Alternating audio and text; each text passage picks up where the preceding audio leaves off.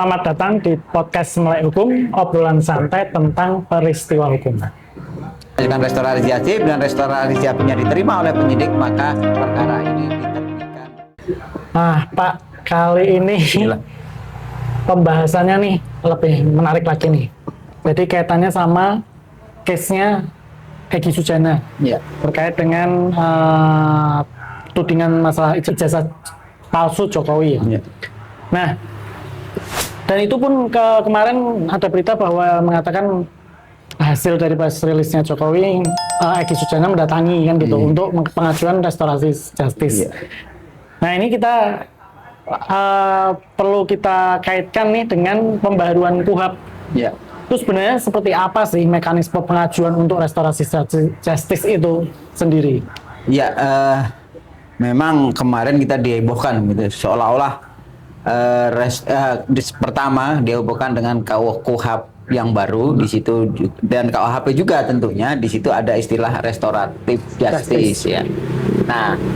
Nah kemudian setelah kita dihubungkan dengan keberlakuan restoratif justice dalam KUHP maupun KUHP, kembali di publik dihebohkan lagi dengan adanya upaya penyelesaian perkara dengan menggunakan mekanisme restoratif. Jadi kaitannya dalam perkara dugaan ijazah palsu atau apapun namanya perkara itu, kaitannya dengan perkara mantan presiden kita Joko Widodo dengan Egy Sujana begitu, di mana di situ heboh datang ke Solo untuk ketemu dengan pihak pelapor begitu kan, pihak pelapor.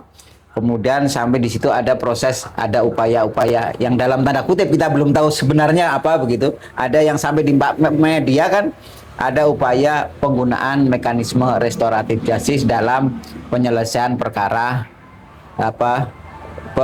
dugaan ijazah palsu yang melibatkan Egy Sujana dan siapa lagi satunya itu sebagai tersangka begitu. Nah, kenapa ini upaya penyelesaian? Karena dalam pengertian restoratif justice tersebut adalah bagaimana memulihkan keadaan seperti semula dengan melibatkan para pihak, dalam hal ini pelapor, kemudian pelaku atau bahkan keluarga,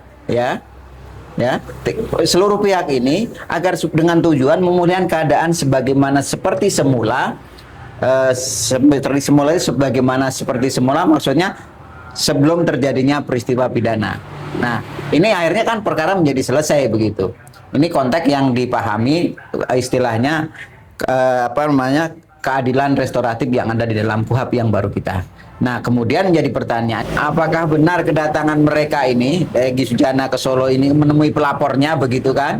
Itu dalam rangka itu, ya setidaknya publik sudah mulai membaca. Ternyata kemudian dari pihak pelapor dalam hal Jokowi juga sudah menyampaikan bahwa ada upaya restoratif, itu artinya ada pemaafan kan, berarti itu sudah satu poin. Kemudian penyidik juga menyatakan ada upaya permohonan restoratif dari pelaku, dalam hal ini tersangka begitu. Maka sudah, kalau kita bicara dari mekanisme keadilan restoratif dalam KUHP yang baru ini, jadi setidaknya dua sudah terpenuhi, yaitu adanya pemaafan dari pelapor, kemudian keinginan yang disampaikan oleh tersangka, dan kemudian inisiatif dari penyidik untuk menggunakan mekanisme penyelesaian restoratif justice. Nah, kalau ini sudah terpenuhi dari proses yang kedua, maka bukan tidak mungkin nanti akan ada kesepakatan berkaitan dengan restoratif. Cuman persoalannya, kan kita tidak tahu apa sih deliknya begitu kan, yang disangkakan. Apakah memenuhi kriteria delik yang ada di dalam KUHP?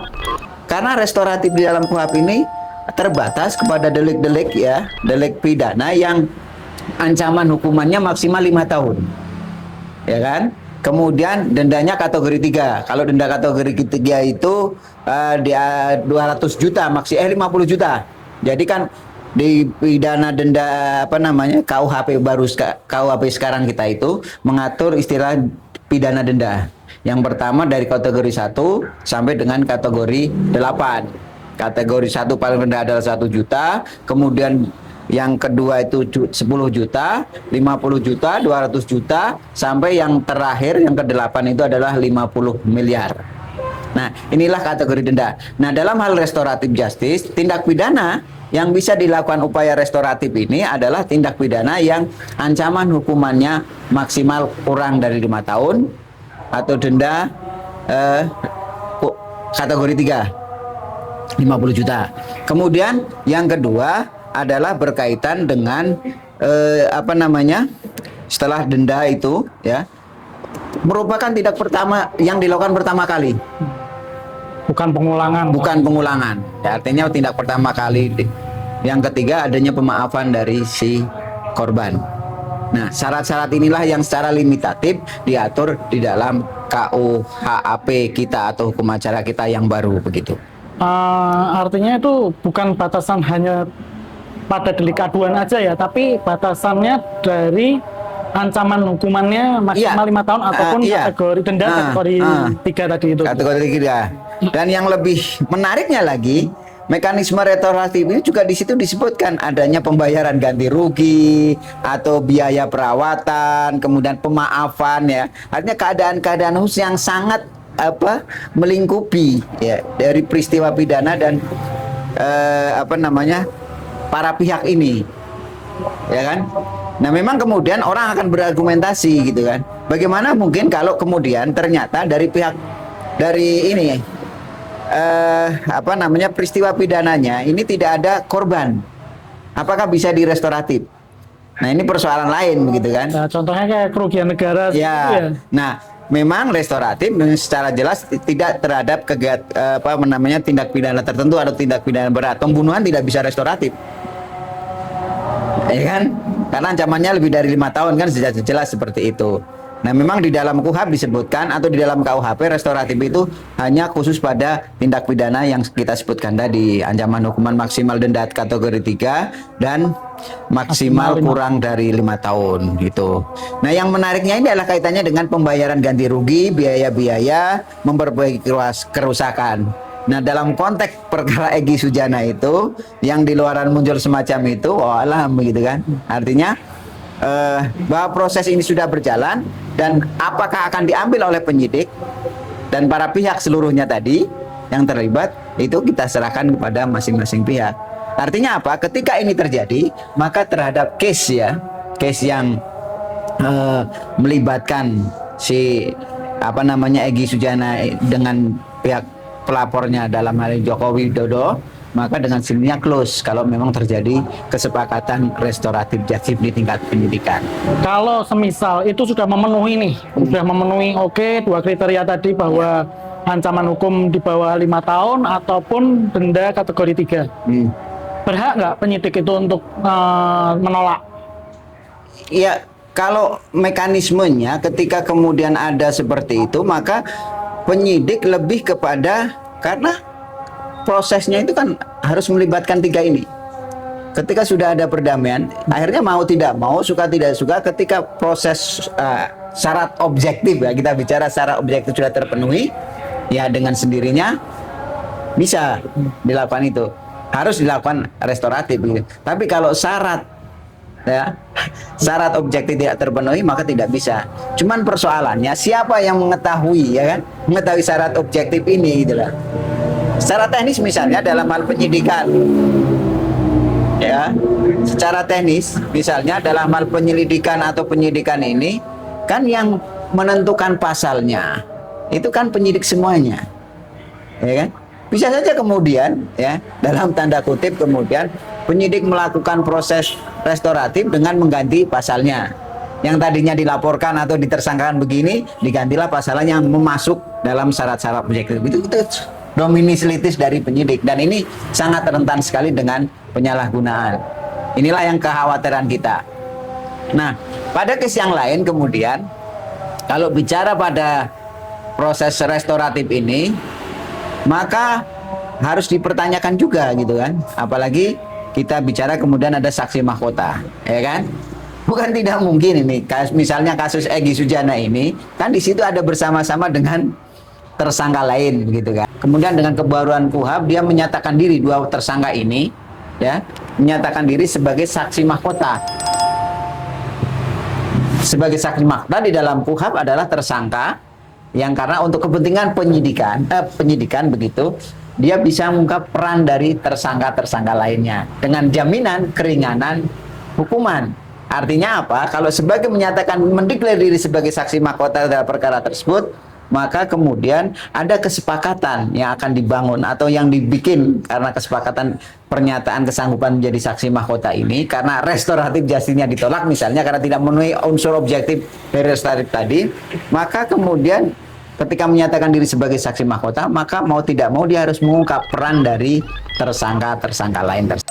Artinya akan ada keadilan nggak untuk tersangka lain? Nah, makanya kita nggak tahu. Makanya kan nanti ketika bicara tentang saksi mahkota ini, ya, pernah kita bahas di podcast yang lain begitu kan.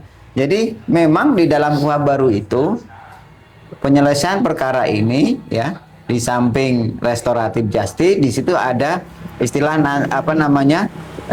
restoratif justice, kemudian dalam proses penyelesaian kemudian ada pengakuan bersalah kan, itu seperti itu lain lagi prosesnya. Tapi kalau kemudian dalam hal masih dalam proses tersangka ini memang yang menarik sekali ketika restoratif justice yang diangkat, yang dimintakan atau dimohonkan, karena prosesnya kan bisa dari ada permohonan dari si korban maupun si pelapor gitu kan, atau pelaku, atau kemudian inisiatif dari penyidik. Nah, ini syarat-syarat mekanisme dalam pelaksanaannya. Tetapi kemudian kalau ya kan kita tidak tahu proses yang terjadi di proses penyidikan. Nah, di samping itu ketika tersangka ada hak juga untuk menyatakan diri sebagai, bahkan penyidik bisa menetapkan bersama-sama dengan para pelaku ini menjadikan pelaku sebagai saksi mahkota untuk menjadi saksi dari tersangka lain. Artinya Pak, kalau misalnya nih ternyata restoratif justice-nya ini diterima oleh penyidik, terus kemudian apa yang terjadi nih? Kalau restoratif justice, permohonan restoratifnya itu diterima oleh penyidik, maka penyidik harus mengeluarkan SP3, surat perintah penghentian perkara SP3, ya kan? Artinya apa? Artinya dengan sendirinya perkara itu close terhadap tersangka ini, gitu kan. Si tersangka yang mengajukan restoratif justice dan restoratif justice-nya diterima oleh penyidik, maka perkara ini diterbitkan SP3. Selesailah perkara ini. Nah, artinya bisa nggak orang lain untuk melakukan uji terhadap kalau kita SP3 ini, kenal di dalam pembaruan KUHP, memang kalau terhadap SP3 ini sangat terbatas sekali pengujian terhadap SP3.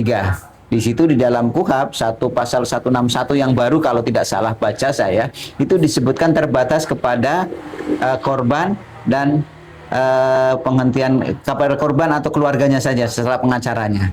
Jadi pihak ketiga di dalam KUHP yang baru tidak punya legal standing untuk melakukan pra peradilan. Oke.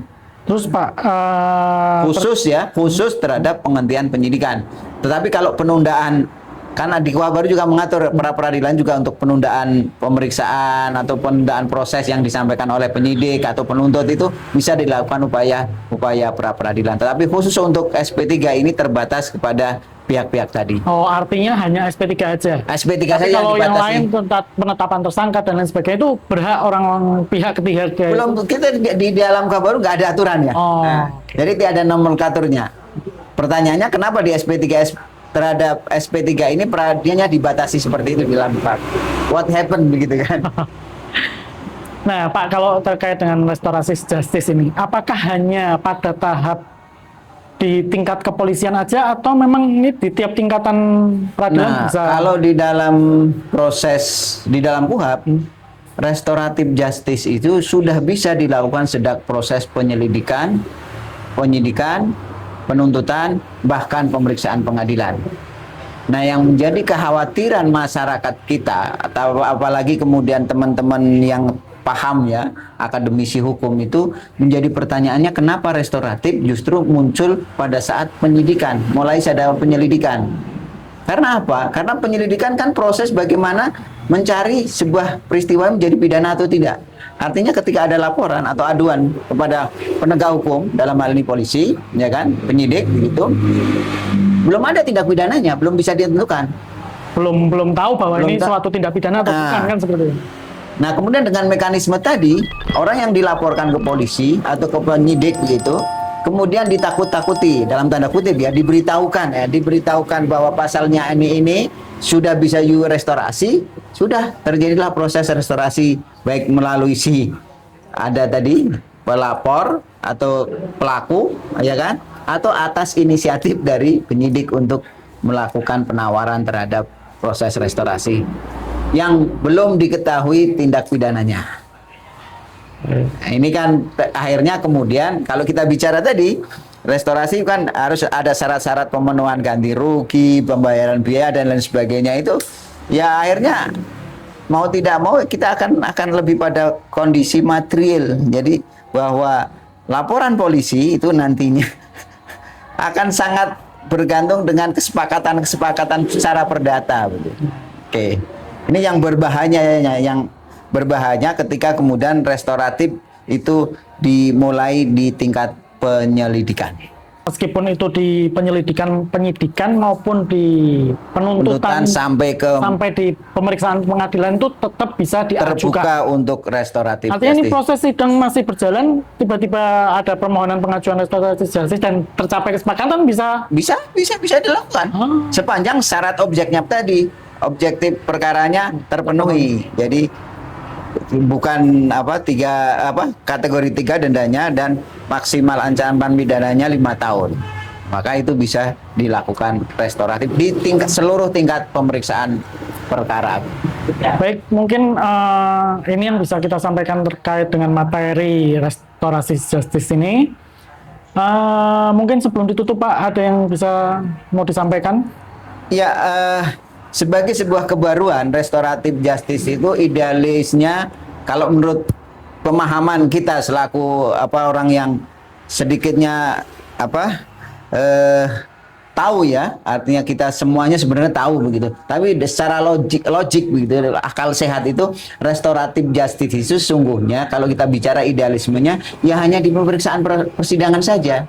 Artinya itu yang muncul ketika proses bahwa restoratif ini adalah kebijakan wisdomnya si hakim karena sudah diketahui tindak pidananya, unsur kesalahannya dari si pelaku itu, dan kemudian kondisi-kondisi subjektif maupun objektif yang ada pada pelaku tindak pidana. Disitulah judicial pardon atau kebijakan hakim dalam menilai sebuah putusan yang berkaitan dengan asas restoratif. Artinya pemulihan keadaan itu, proses mekanisme restoratif idealnya adalah ketika sudah dalam proses persidangan, ya kan? Sehingga kemudian sudah diketahui apa sih tindak pidananya, berapa sih tingkat kesalahannya, ya kan? Bagaimana sih keadaan subjektif dari si pelaku dan korban. Nah, setelah semua clear semuanya, maka disitulah judicial pardon, artinya pemaafan hakim dimunculkan sebagai sebuah alasan untuk melakukan pemidanaan. Jadi penyelesaian perkara dalam konteks restoratif jadi bagi penegakan hukum sungguhnya memulihkan keadaan betul, tetapi pada saat proses sudah diketahui apa sih kesalahannya. Artinya di tingkat pemeriksaan persidangan. Idealnya seperti itu. Baik, terima kasih pada penonton setia podcast Melek Hukum. Mungkin ini yang bisa kita sampaikan. Terima kasih atas atensinya. Sekian dari kami. Salam.